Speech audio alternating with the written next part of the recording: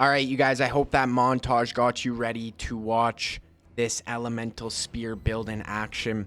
I'm not exaggerating when I say this is some of the most stunning and beautiful visual effects you will ever see in a video game.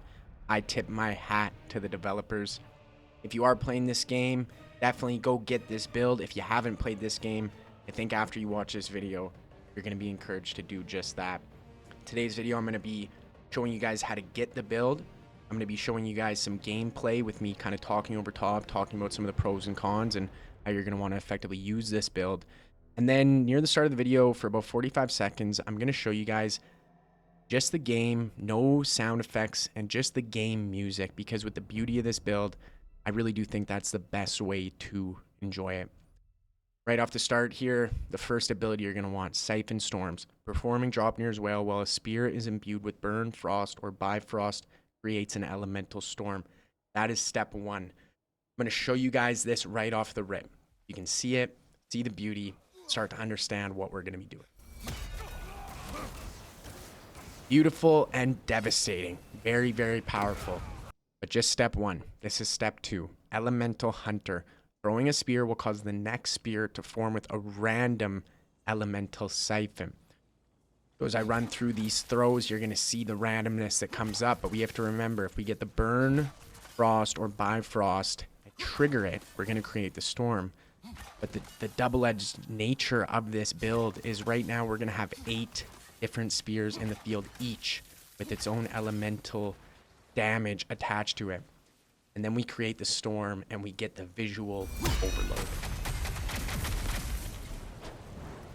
So I want to show you guys this now that we kind of have it relatively complete.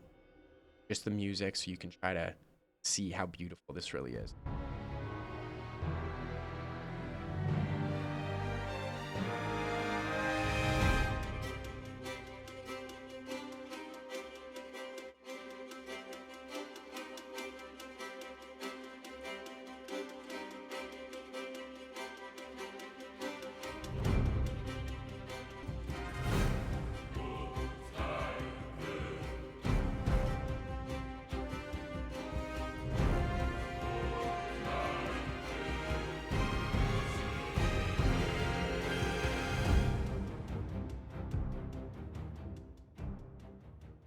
And as we exit the dreamlike state, we enter Greece, where the gauntlet really begins. We're jumping in about halfway through my run. Right here, we notice we have a nice big open room.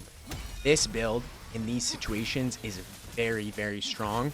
We're able to keep these enemies very far away, which, if you've played this game and you're playing on a harder difficulty, this is the hardest difficulty. You know health is scarce. So to stay away from enemies when possible and save HP is really going to help you go far in this game.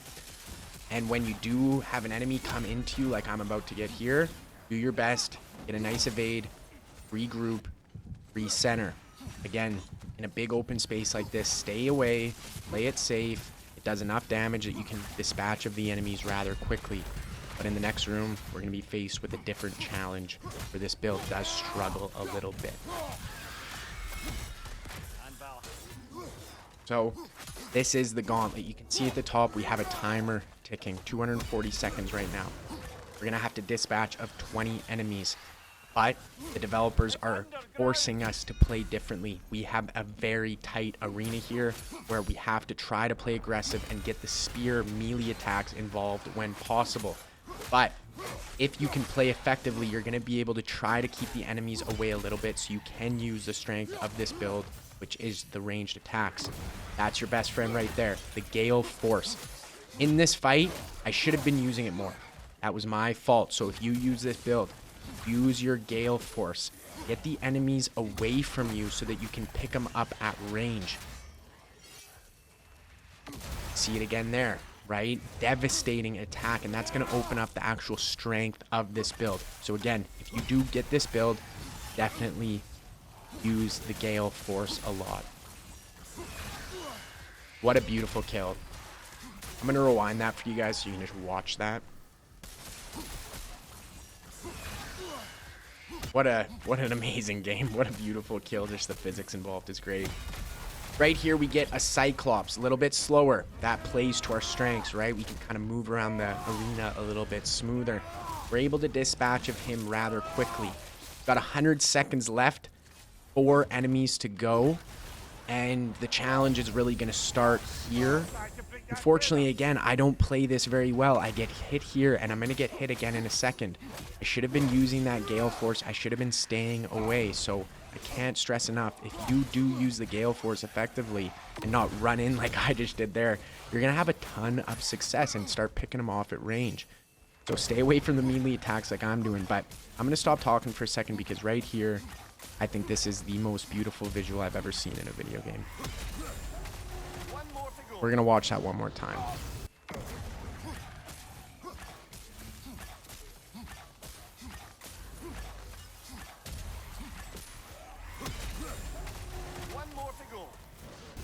Absolutely stunning.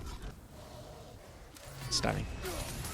So, now to finish off this challenge, we've got 2 Minotaurs. They're a little slower, so we're actually able to use the strength of this build right here, right? We're seeing all these spear throws, and I'm able to get rid of one very fast. So again, the strength is at play here. Stay away, pick them up at range. If you've played this game and you know how to dodge the Minotaur's dash attack, let me know. These guys are an absolute nightmare to me, so if you know how, let me know. I think I'm dodging too early, so you can comment down below if that's the case. Right here, you're going to see it. I get hit. If you know how to dodge that, let me know. Got 18 seconds left. I'm tethered. Clock is ticking. The odds aren't looking great here. Gonna have to play perfect. Do a beautiful dash here and hit him with a devastating combo to get the finish. As we jump here, I show you guys one of the final bosses in the game. I think I got him down to about a 3rd HP, so the build did do well. But the thing is, when you stay far away like I am with this build, he's got a bunch of really effective ranged attacks that he's putting on me. So again, we did a lot of good damage here. But near the end of the fight, when he started to kind of speed up his attacks, I just got too overwhelmed. And I think this... Yeah, and you see it there. I get clipped right at the end. You know, I would have liked to probably be in tighter to that enemy. So that's something to keep in mind there. As you try this build that against certain bosses, it's going to give you some problems. I'm going to show you guys my face real quick after I lost to that boss. Pretty devastated. But honestly, that's the beauty of this game. Fail, and you learn, and you try again, and become better. And it's one of the reasons that this game's become so addictive to me. So, again, if you're playing the game, definitely go out and try and get this build. If you haven't played the game, go and play it right now. If you've enjoyed this, I encourage you guys to subscribe. If you do subscribe, you're going to see that we have 5 different guys involved in this channel. So you're going to get to see a bunch of different perspectives on games and video games. So if that sounds interesting to you, subscribe. And if you want to see more, definitely hit this video right here where I maybe had more fun playing baseball with these guys. So thanks for watching. Peace.